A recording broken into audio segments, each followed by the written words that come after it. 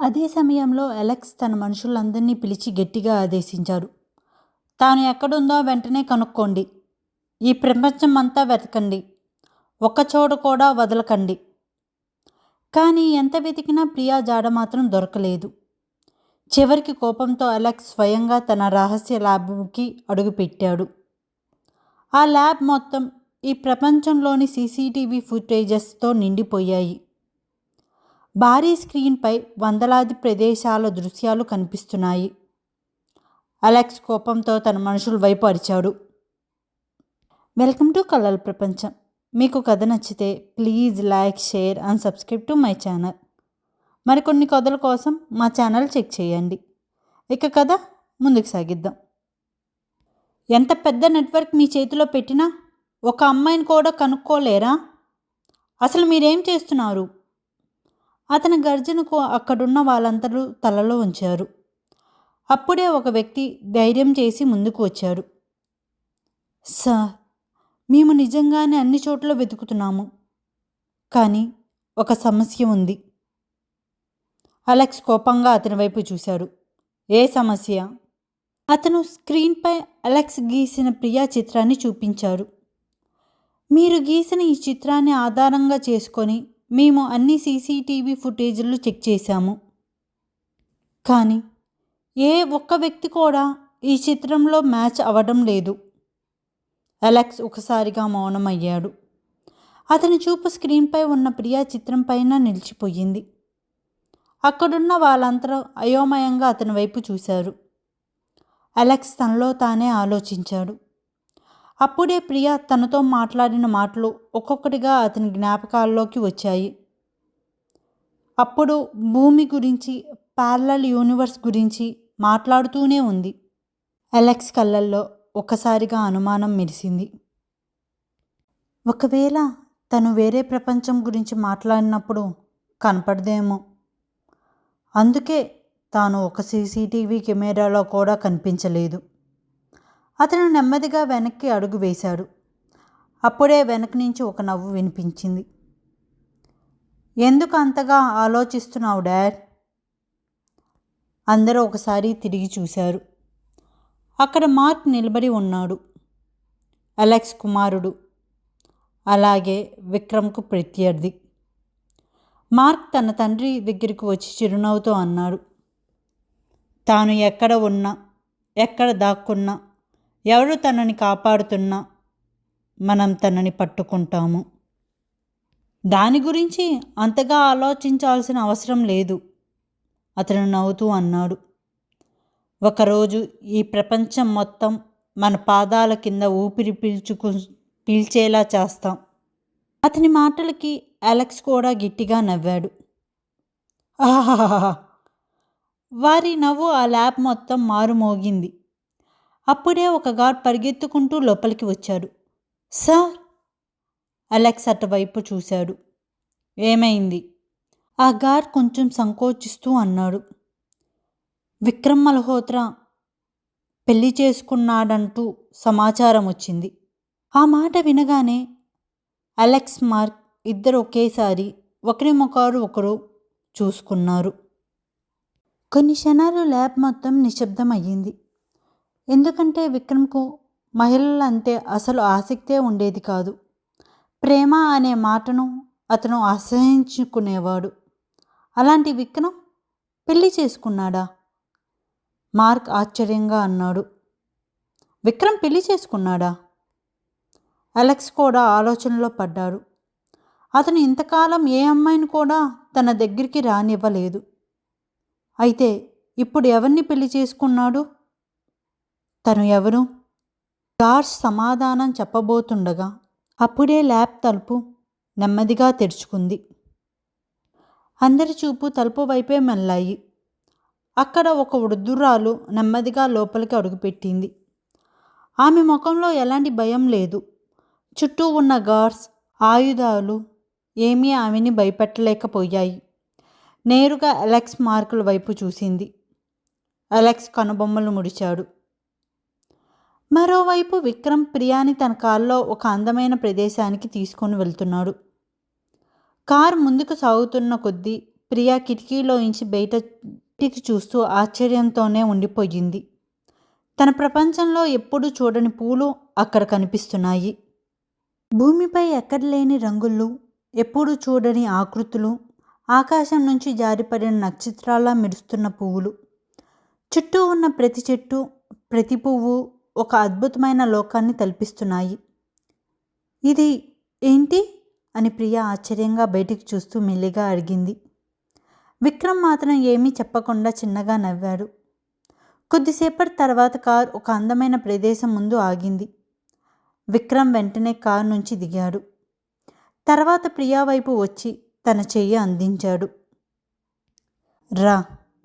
ప్రియా అతని చేతిని పట్టుకొని కారు నుంచి దిగింది.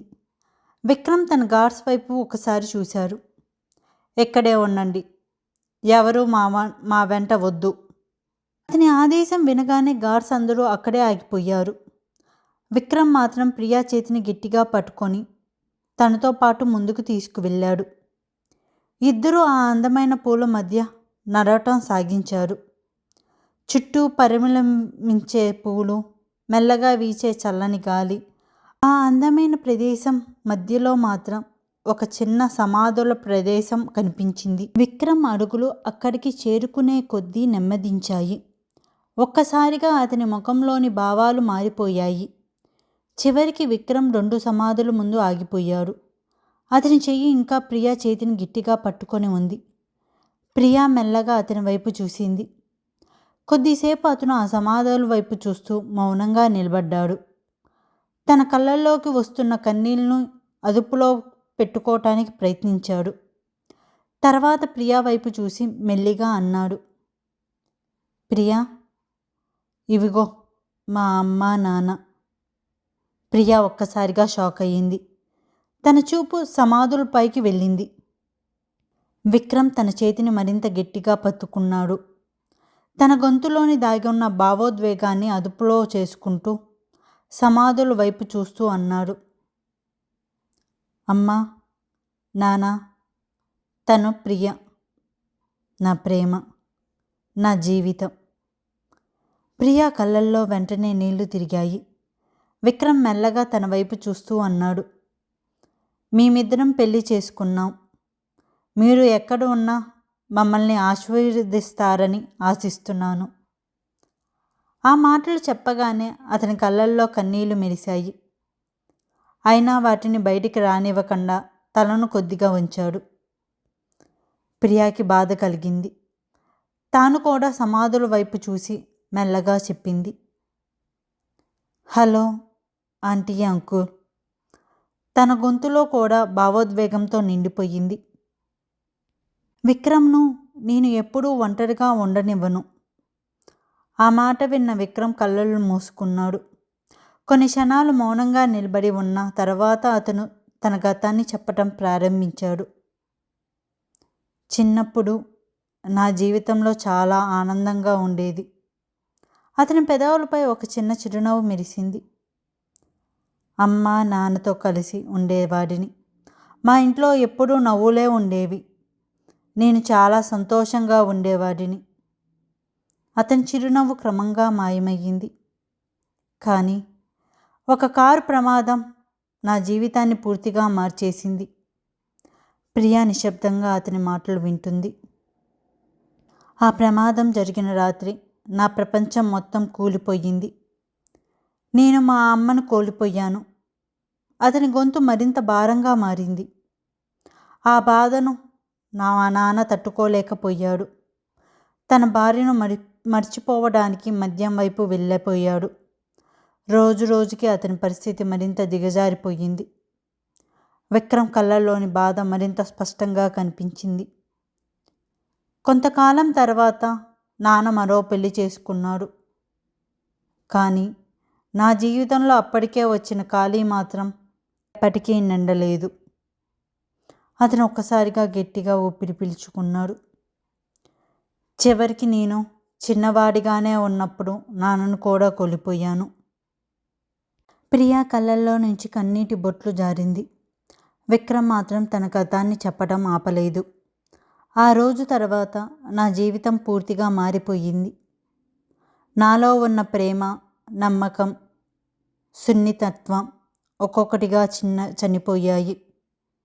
అతని చూపు కఠినంగా మారింది. నొప్పి నన్ను బలహీనంగా చేయలేదు, అదే నా హృదయాన్ని రాయిగా మార్చేసింది. ఎవరిని నమ్మకూడదని నేర్చుకున్నాను. ప్రేమ అనేది కేవలం మనిషిని బలహీనుడిని చేసే భావన అని అనుకున్నాను. విక్రమ్ మెల్లిగా నవ్వాడు. కానీ ఆ నవ్వులో ఆనందం లేదు. అలా నేను అండర్ వరల్డ్కి అడుగుపెట్టాను. అక్కడ నా కొత్త జీవితం మొదలయ్యింది. ప్రేమ లేని జీవితం, కనికరం లేని జీవితం, నమ్మకం లేని జీవితం. చివరికి అతను కాసేపు ఆగాడు. ప్రపంచం మొత్తం వణికే మాఫియా కింగ్గా మారిపోయాను. ప్రియా అతని వైపు చూసింది. తర్వాత నా జీవితంలోకి వరుణ్ వచ్చారు. ముఖంలోకి చిన్న మార్పు వచ్చింది. వాళ్ళను కూడా నా దగ్గర రానివ్వలేదు. అందరినీ దూరంగా ఉంచాలని అనుకున్నాను, కానీ వాళ్ళు మాత్రం నన్ను వదలలేదు. అతని పెదవులపై ఈసారి నిజమైన చిరునవ్వు మెరిసింది. నా మౌనాన్ని అర్థం చేసుకున్నారు. నా కోపం వెనుక ఉన్న బాధను అర్థం చేసుకున్నారు. అలా వాళ్ళు నా స్నేహితులుగా కాకుండా నా కుటుంబంగా మారిపోయారు. విక్రమ్ మాటలు వింటున్న ప్రియా హృదయం ముక్కలైపోయింది. ఇంతకాలం ప్రపంచాన్ని భయపడిన ఆ మాఫియా కింగ్ వెనుక ఒక చిన్న వయసులోనే తన కుటుంబాన్ని కోల్పోయిన, కోసం తప్పించిన ఒక ఒంటరి మనిషి ఉన్నాడని ఇప్పుడు పూర్తిగా అర్థం చేసుకుంది. కానీ విక్రమ్ మాట్లాడుతూనే ఉన్నాడు. తర్వాత ఒకరోజు నిన్ను చూశాక ఆ క్షణమే నిర్ణయించుకున్నా, నువ్వు నా జీవితంలోనే ఉండాలని. అతని కళ్ళు ప్రేమతో నిండిపోయి ఉండే. ప్రియా ఒక్క క్షణం కూడా ఆగలేదు. వెంటనే గట్టిగా హత్తుకుంది. విక్రమ్ ఒక్కసారిగా కదలకుండా నిలిచిపోయాడు. ప్రియా అతని వీపుపై మెల్లిగా చేయి వేసి అతని బాధని తన కౌగిలితో కరిగించాలన్నట్టుగా దగ్గరగా హత్తుకుంది. ఇక నువ్వు ఒంటరిగా లేవు విక్రమ్ అని మెల్లగా చెప్పి గట్టిగా కౌగిలించుకుంది. నేను ఉన్నాను.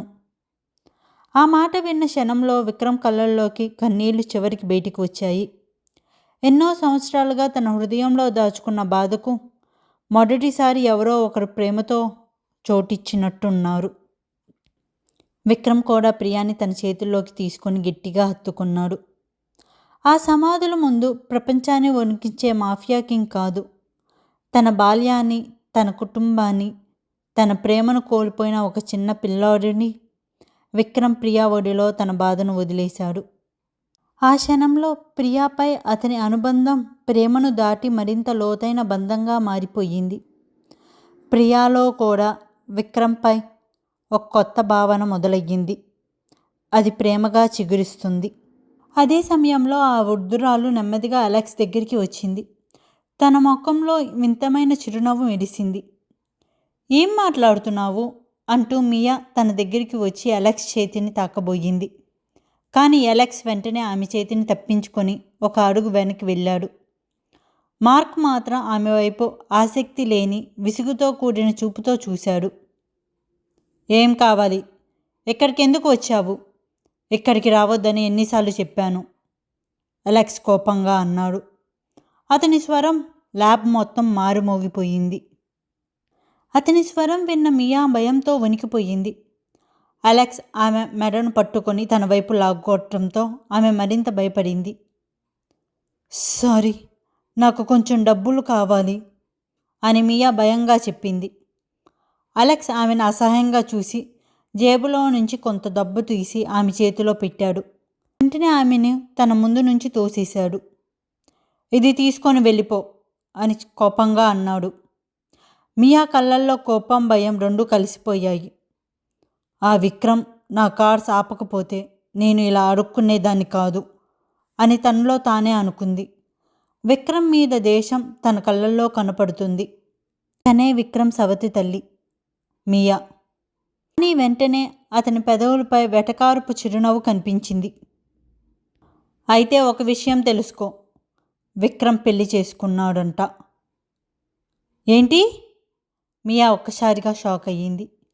ఆమె చేతుల్లోని డబ్బు కూడా దాదాపు జారిపోయింది. విక్రమ్ పెళ్లి చేసుకున్నాడా?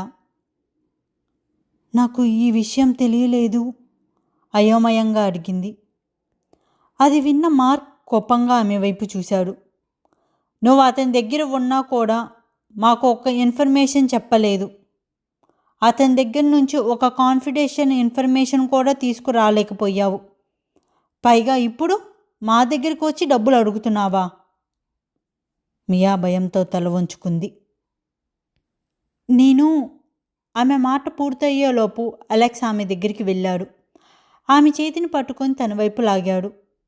అతని స్వరం ఇప్పుడు కోపంగా కాకుండా మృదువుగా ఉంది. మియా, నువ్వు నన్ను ప్రేమిస్తున్నావని నాకు తెలుసు. నేను కూడా నీకు ఒక విషయం చెప్తాను. విక్రమ్ మన మధ్య ఉన్నంతకాలం మన ఇద్దరికి కావాల్సిన స్థానం ఎప్పటికీ దొరకదు. అతను ఆమె చేతిని గట్టిగా పట్టుకున్నాడు. విక్రమ్ని మనం ముగిస్తే మన ముగ్గురం కలిసి ఈ ప్రపంచాన్నే పరిపాలించవచ్చు. మియా కళ్ళల్లో ఆశ పెరిగింది. నిజంగానేనా? అలెక్స్ చిరునవ్వు నవ్వాడు.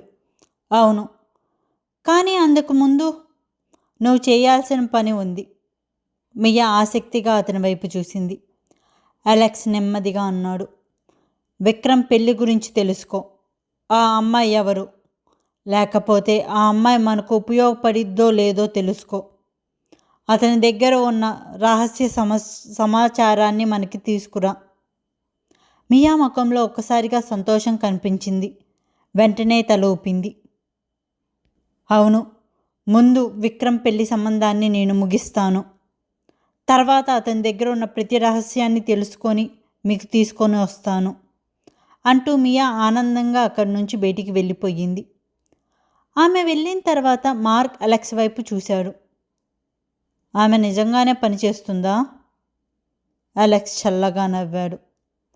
విక్రమ్పై ఆమెకున్న అసూయను ఉపయోగించుకుంటే మనకు కావాల్సిన తలుపులన్నీ తానే తెరుస్తుంది. మార్క్ కూడా చిన్నగా నవ్వాడు. అదే సమయంలో మియా ల్యాబ్ నుంచి బయటికి వెళ్ళిపోయిన వెంటనే మార్క్ తన తండ్రి వైపు తిరిగి చూశాడు. అతని ముఖంలో ఇంకా అనుమానం కనిపిస్తుంది. డాడ్, ఆమెకి డబ్బులు ఎందుకు ఇచ్చారు? ఆమెకి ఎంత డబ్బులు ఇచ్చినా సరిపోవు. తన వల్ల ఏ ఉపయోగం లేదు. అలెక్స్ మాత్రం సమాధానం చెప్పకుండా మియా కాసేపటి క్రితం పట్టుకున్న తన చేతుల్ని అసహ్యంగా చూస్తూ నిలబడ్డాడు. అతను తన హ్యాండ్ కర్చీఫ్ తీసి మియా తాకిన చోటున జాగ్రత్తగా తుడుచుకున్నాడు. ఆ తర్వాత ఆ రుమాలుని పక్కకు విసిరేశాడు. మార్క్ అది గమనించి చిన్నగా నవ్వాడు. అలెక్స్ పెదవులపై ఒక చల్లని క్రూరమైన చిరునవ్వు మెరిసింది. ఆమెకి డబ్బులు ఇవ్వడం వెనక కూడా ఒక కారణం ఉంది మార్క్. నాకు ఆమె డబ్బుల కంటే ఎక్కువ ఉపయోగపడుతుంది. మార్క్ కొనబొమ్మలు పైకెత్తాడు. ఎలా? అలెక్స్ కుర్చీలో కూర్చుంటూ చిరునవ్వు నవ్వాడు. మియా కేవలం ఒక పాము. ఆమెకి విక్రమ్పై అసూయ ఉంది. అతని బలహీనత తెలుసుకోవాలని ఆమెకి ఎక్కువ ఆసక్తి. తన ఆసక్తి వల్ల, అసూయ వల్ల మనకి చాలా ఉపయోగాలు ఉన్నాయి. అందుకే ఆమెను మన చేతిలో నడిపించాల్సిన అవసరం లేదు. విక్రమ్ దగ్గరికి వెళ్ళడానికి ఆమెకు ఒక కారణం ఇస్తే చాలు. ఆమె ద్వారా విక్రమ్ బలహీనతను తెలుసుకోవాలి. నాకు అర్థం చేసుకున్నట్లుగా తలూపాడు. మియాకు విక్రమ్ జీవితంలో ఎంత దగ్గరగా వెళ్ళగలిగితే మనకు అంత ఎక్కువ సమాచారం దొరుకుతుంది. అంతగా మనం ఉపయోగించుకోవాలి. అతను మియా వెళ్ళిపోయిన దిశగా చూస్తూ చిన్నగా నవ్వాడు. ఆమె తను చాలా తెలివైన దానిలా అనుకుంటుంది. కానీ నిజానికి ఆమెను మనం ఎప్పటి నుంచో ఉపయోగించుకుంటున్నామని దానికే తెలియదు. మార్క్ పెదవులపై ఒక చిన్న క్రూరమైన చిరునవ్వు కనిపించింది. అంటే విక్రమ్ బలహీనత తెలిసిన వెంటనే అని మార్క్ అడిగాడు. అలెక్స్ అతని వైపు తిరిగి చూసి నవ్వాడు. అప్పుడు ఆమె పని కూడా పూర్తవుతుంది అని చల్లగా అన్నాడు. విక్రమ్ను ముగించిన తర్వాత మియాను కూడా మన దారిలో నుంచి తొలగిస్తాం. ఆ మాటలకు ఇద్దరు ఒకరినొకరు చూసుకున్నారు. కొన్ని క్షణాల నిశ్శబ్దం తర్వాత ఇద్దరి నోటి నుంచి ఒకసారి క్రూరమైన నవ్వు బయటపడింది. ఆహాహాహా! వాళ్ళ నవ్వు ఆ గదంతా మారుమోగింది. రేపు కథలో చూద్దాం మియా ఏం చేసిద్ది, మియా ఎలా మియాని ఆపిద్ది, విక్రమ్ ఏం చేస్తారని. మీకు మా కథ నచ్చితే please like, share and subscribe to my channel. Thank you.